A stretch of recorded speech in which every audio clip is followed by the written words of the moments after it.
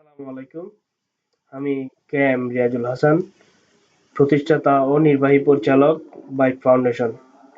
Community ভিত্তিক জলবায়ু প্রতিরোধ উদ্যোগ আমার জন্য গুরুত্বপূর্ণ কারণ আমি সরাসরি দেখেছি কিভাবে জলবায়ু পরিবর্তন, পরিবেশগত অবনতি এবং টেকসই সম্পদের সীমিত প্রবেশাধিকার ক্ষতিগ্রস্ত সম্প্রদায়কে প্রভাবিত করে, বিশেষ করে নারী ও যুব সমাজকে।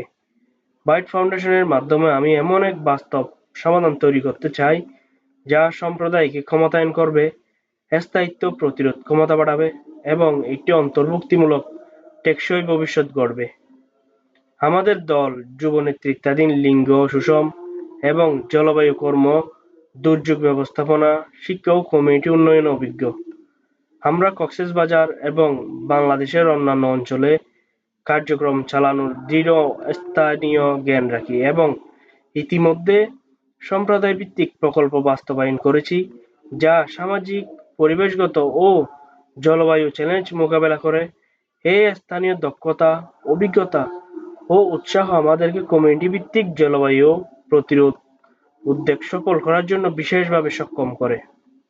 আমি আরো বলতে চাই, জলবায়ু উদ্ভাবন প্রোগ্রামে অংশগ্রহণ আমাদেরকে পরামর্শ, প্রযুক্তিগত নির্দেশনা, বৈশ্বিক জলবায়ু উদ্ভাবক নেটওয়ার্কে প্রবেশাধিকার দিবে।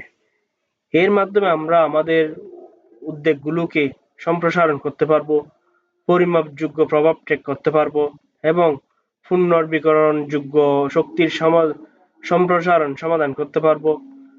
জলবায়ু সহিংসতা বৃদ্ধি ও আরো ক্ষতিগ্রস্ত সম্প্রদায়কে আমরা ক্ষমতায়ন করার মতো আসন্ন লক্ষ্য অর্জন করতে পারবো।